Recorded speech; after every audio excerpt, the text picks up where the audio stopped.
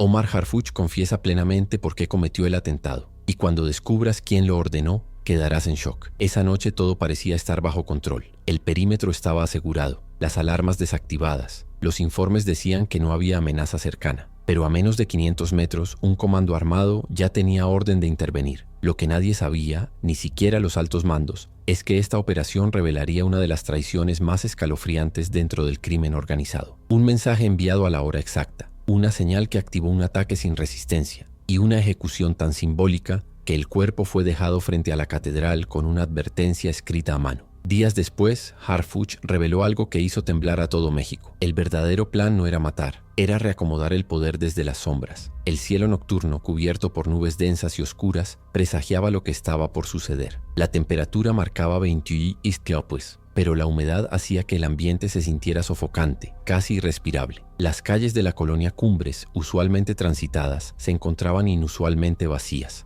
El silencio era solo interrumpido por el ladrido distante de perros que parecían advertir el peligro. Alejandro el Chavo Bastida, 34 años, miraba por la ventana de su refugio temporal. Llevaba 72 horas sin dormir más de 2 horas seguidas. Los últimos informes de inteligencia le habían permitido escapar de 3 operativos coordinados, 2 del CJNG y 1 de los metros. Su teléfono satelital, el único que conservaba activo, vibró sobre la mesa. Era un mensaje de quien consideraba su mano derecha. Todo limpio, jefe. Perímetro asegurado. Lo que el Chavo no sabía es que a 400 metros de distancia, ocultos entre los matorrales de un terreno baldío, un grupo de 6 hombres equipados con visores nocturnos monitoreaba cada movimiento dentro de la casa. El comandante del operativo recibió en ese momento un mensaje en su radio. Ubicación confirmada. Autorización concedida. Omar García Harfuch, desde el centro de comando en Ciudad de México, acababa de autorizar la intervención, sin imaginar que estaba a punto de descubrir una de las traiciones más escalofriantes en la historia reciente del crimen organizado mexicano. Una semana antes del fatal desenlace, García Harfuch había recibido un informe clasificado que señalaba movimientos inusuales en las comunicaciones internas del grupo de El Chavo. 3 llamadas interceptadas revelaban un patrón de información que solo podía explicarse por una filtración desde el círculo más cercano de Bastida. Las comunicaciones mostraban un patrón anómalo, explicó el secretario de Seguridad en una reunión confidencial con el Gabinete de Seguridad. Cada vez que el Chavo cambiaba de ubicación, alguien enviaba un mensaje codificado exactamente 17 minutos después. Ese patrón no es coincidencia, es metodología. La analista principal del Centro Nacional de Inteligencia, Mariana Delgado, había identificado que esos mensajes siempre se enviaban desde un dispositivo que compartía la misma ubicación que Bastida. La conclusión era ineludible. Alguien de su equipo cercano lo estaba traicionando. El dispositivo emisor coincidía en un 99.7% con la geolocalización de Bastida en cada movimiento durante las últimas 3 semanas, sentenció Delgado en su informe. El nombre del traidor apareció tras un análisis de triangulación avanzada. Javier Montero,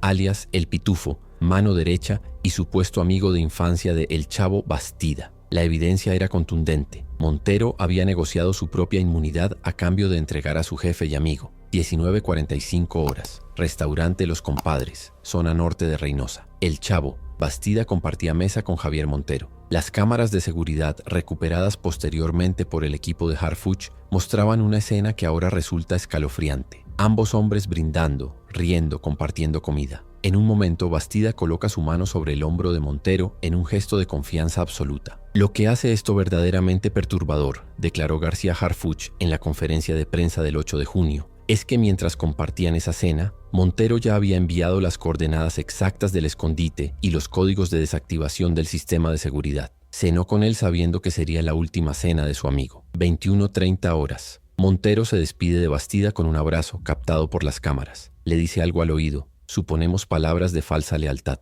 Bastida sonríe, confiado. 22:15 horas. Montero envía un último mensaje desde un teléfono desechable. El pájaro está en el nido. Todas las alarmas desactivadas. El mensaje llega a Miguel Ángel Soria, alias el M47, líder de una facción disidente del CJNG que había puesto precio a la cabeza de Bastida tras una disputa por el control de rutas fronterizas. 23:22 horas. El comando armado irrumpe en la casa de seguridad. No hubo resistencia significativa. Las cámaras de seguridad habían sido manipuladas para mostrar imágenes en bucle de horas anteriores. Las alarmas perimetrales estaban desconectadas, tal como prometió Montero. El Chavo Bastida fue capturado vivo. La mañana del 7 de junio, los habitantes de Reynosa despertaron con la noticia. El cuerpo de Alejandro Bastida había sido encontrado con signos evidentes de tortura, abandonado frente a la Catedral de Nuestra Señora de Guadalupe. Un mensaje escrito sobre cartulina fluorescente advertía: esto le pasa a los traidores. La plaza tiene dueño. Lo que el público no sabía, y que García Harfuch revelaría 2 días después, es que la verdadera traición venía de mucho antes y de mucho más cerca. Esta no fue una simple ejecución por control territorial, afirmó Harfuch en una declaración que conmocionó a la opinión pública. Nuestras investigaciones revelan que Montero llevaba al menos 7 meses pasando información no solo al grupo de el M47, sino también a ciertas autoridades corruptas dentro de la estructura policial de Tamaulipas. El análisis forense de los dispositivos electrónicos recuperados mostró que Montero había filtrado operaciones, rutas y contactos que resultaron en la muerte de al menos 14 personas asociadas con el grupo de Bastida durante el último semestre. La magnitud de la traición era mucho mayor de lo imaginado inicialmente. Lo verdaderamente aterrador, continuó Harfuch, es que Montero no actuaba por codicia o miedo, sino por un cálculo frío de poder. Cada eliminación de un asociado de Bastida lo acercaba más a controlar completamente la operación. Estamos frente a un caso de ambición llevada al extremo más oscuro. La investigación liderada por el equipo especial de García Harfuch descubrió algo aún más perturbador. Javier Montero no actuaba solo. Detrás de él existía una red de complicidades que involucraba a funcionarios de aduanas, elementos policiales y posiblemente a mandos medios de la Fiscalía Estatal. Un documento confidencial recuperado del teléfono encriptado de Montero revelaba pagos mensuales a 5 funcionarios clave, identificados solo por códigos alfanuméricos. Estos pagos coincidían con filtraciones de operativos programados contra el grupo de el M47. Estamos desenredando una telaraña de corrupción que desafía lo imaginable, explicó Harfuch en reunión con el Gabinete de Seguridad. Montero no solo traicionó a su jefe directo, sino que estaba construyendo su propia estructura de poder infiltrada en múltiples niveles del Estado. El secretario ordenó la creación de un grupo especializado para investigar estas conexiones, bajo el nombre clave Operación Espejo. Esta unidad, conformada por elementos de máxima confianza provenientes de diversas instituciones federales, tendría un solo objetivo: desmantelar completamente la red de complicidades construida por Montero.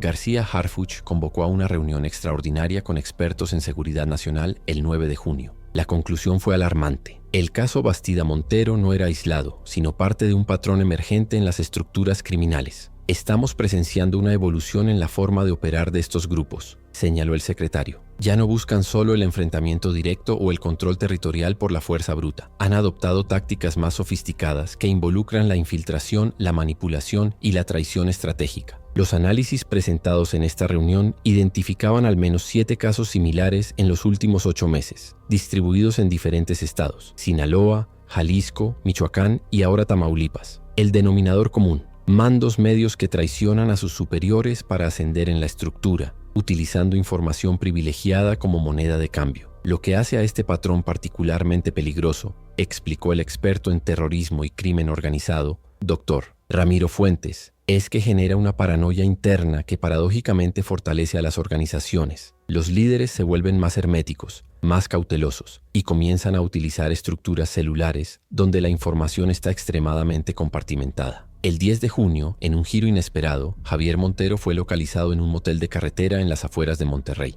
No opuso resistencia al ser detenido. Lo que nadie esperaba era su disposición inmediata a colaborar. Durante su interrogatorio, grabado en video y parcialmente filtrado a la prensa, Montero reveló el verdadero horror detrás de la traición. No fue mi idea inicial, confesó con una frialdad perturbadora. Me acercaron ellos hace 10 meses. Me mostraron fotos de mi familia, de mis hijos en la escuela, de mi esposa en el supermercado. Me dijeron que tenía 2 opciones: cooperar o perderlo todo. Sin embargo, lo que comenzó como una colaboración forzada evolucionó rápidamente. Al principio les daba información mínima, cosas que no comprometían directamente a nadie, pero me di cuenta del poder que tenía en mis manos. Cada dato que entregaba me daba más control, más respeto de ellos. La confesión más impactante llegó cuando Montero describió la progresión de su traición. Empecé eliminando competencia, gente que me estorbaba dentro de la organización. Les pasaba sus ubicaciones, sus rutinas. Cuando el chavo me preguntaba por ellos, yo era quien sugería que habían desertado o que los habían levantado otros grupos. García Harfuch, presente durante parte del interrogatorio, hizo la pregunta crucial: ¿por qué finalmente decidiste entregar a Bastida? La respuesta de Montero heló la sangre de los presentes: porque era el último obstáculo. Con él fuera, yo tomaría el control completo. El M47 me lo había prometido. Sería yo quien manejaría toda la operación fronteriza bajo su protección. La captura y confesión de Montero marcó un punto de inflexión en la estrategia de seguridad nacional. García Harfuch convocó a una reunión urgente con la presidenta Claudia Sheinbaum el 12 de junio. Este caso nos obliga a replantearnos completamente nuestra aproximación al crimen organizado, explicó el secretario. Ya no estamos lidiando solo con estructuras jerárquicas tradicionales que pueden ser desmanteladas capturando a sus líderes. Enfrentamos redes fluidas donde la traición se ha convertido en una herramienta estratégica. La respuesta fue la creación del Protocolo Espejo, una nueva metodología de inteligencia diseñada específicamente para identificar patrones de traición y filtración dentro de grupos criminales. Este enfoque no buscaría solo desarticular a las organizaciones, sino también aprovechar estratégicamente estas fracturas internas. La traición se ha convertido en un arma de doble filo, explicó Harfuch en conferencia de prensa el 14 de junio.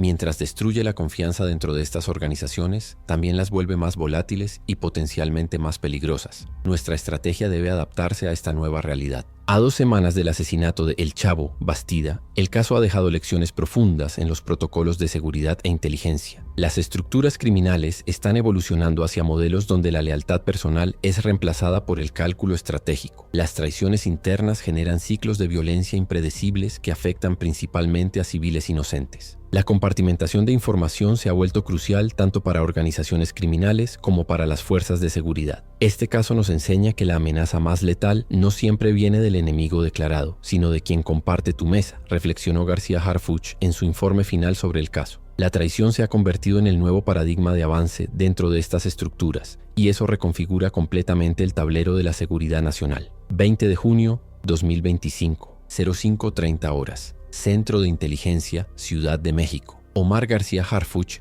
revisa por última vez el expediente del caso Bastida Montero antes de cerrarlo oficialmente. Algo sigue inquietándolo. La facilidad con que Montero fue localizado y capturado, su disposición inmediata a confesar, los detalles precisos que ofreció sin resistencia. En la última página del expediente, escribe una nota personal. Considerar la posibilidad de que la captura de Montero haya sido también parte de un plan mayor. Su confesión parece demasiado completa, demasiado conveniente. ¿Estamos viendo solo la superficie de una traición mucho más profunda? El secretario cierra la carpeta y la sella. El caso está oficialmente resuelto, pero la duda permanece. En el nuevo mundo del crimen organizado, donde la traición se ha convertido en moneda corriente, ¿quién puede realmente confiar en quién? La pregunta queda flotando, sin respuesta, como una sombra persistente sobre el futuro de la seguridad en México. Y mientras tanto, en las calles de Reynosa, nuevos acuerdos se tejen en las sombras, nuevas lealtades temporales se forman, y el ciclo de traición y venganza continúa su curso implacable. Esta no es solo la historia de una ejecución, había dicho García Harfuch en su última conferencia. Es la historia de cómo la traición se ha convertido en el método preferido de ascenso en estas organizaciones. Y eso, precisamente eso, es lo verdaderamente terrorífico. A pesar de la aparente resolución del caso,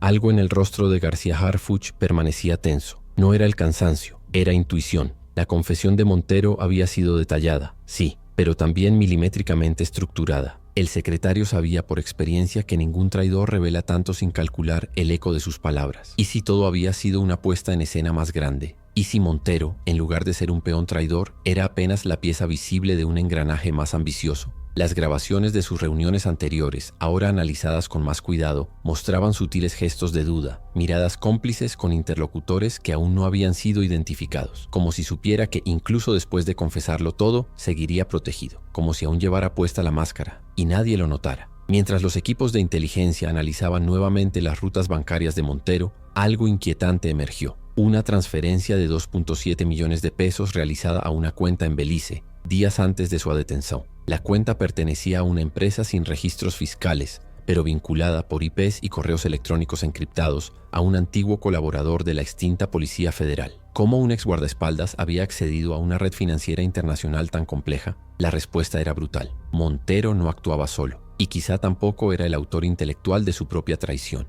García Harfuch volvió a leer su nota personal. ¿Estamos viendo solo la superficie? La pregunta ya no era retórica. La posibilidad de que Montero estuviera protegiendo a alguien más, al verdadero cerebro detrás de la purga interna, crecía con cada archivo revisado. Y lo más aterrador era saber que ese alguien no estaba en la lista de sospechosos, ni en las grabaciones, ni en los informes forenses. Estaba en las sombras, silencioso, intacto, observando cómo el país respiraba aliviado por una verdad incompleta. El informe final de Operación Espejo fue presentado a puerta cerrada ante la presidenta Sheinbaum el 21 de junio. Contenía una sección clasificada titulada Eventos no atribuibles. Allí se documentaban 3 homicidios recientes, 2 analistas forenses y un técnico en telecomunicaciones, todos relacionados con la etapa inicial de la investigación contra Montero. Los 3 murieron en supuestos accidentes en un lapso de 5 días. Ningún patrón evidente, ninguna conexión oficial, salvo una. Los 3 habían tenido acceso al expediente completo antes de ser editado para consumo político. Esa sección fue tachada con marcador negro antes de que el informe se hiciera público. Harfuch no se opuso. Sabía que enfrentaba algo más que una red de traición.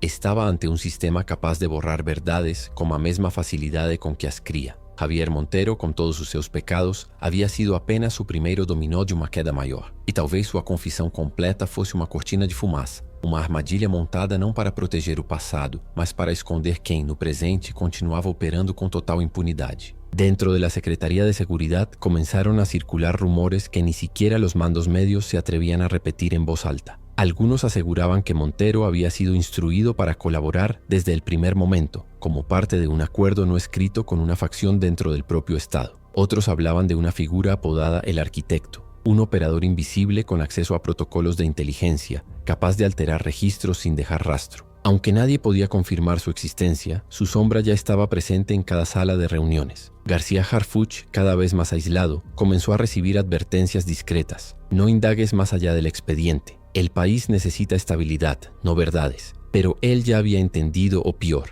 Não era mais uma questão de capturar criminosos, mas de enfrentar uma estrutura que absorvia a verdade e a transformava em silêncio institucionalizado. E nesse novo jogo de espelhos, até mesmo a justiça se tornava uma peça descartável. O que começou com a execução de Alejandro Bastida terminou revelando algo muito mais perturbador. Um país onde a lealdade é punida com a morte e a traição é recompensada com poder. A Operação Espejo, inicialmente pensada para mapear redes de infiltração, tornou-se um reflexo cruel da própria fragilidade institucional. Quanto mais a equipe de Harfuch cavava, mais encontrava versões oficiais montadas sobre cadáveres reais, relatórios editados antes mesmo de serem lidos, e decisões de alto nível baseadas não em segurança nacional, mas em conveniência. A fronteira entre criminosos e autoridades havia se dissolvido há muito tempo. E o caso Bastida Montero foi apenas o flash que iluminou por alguns dias um sistema que prefere operar no escuro. Harfuch, agora ciente dos limites impostos até a ele, entendeu que o verdadeiro desafio não era prender o próximo Montero,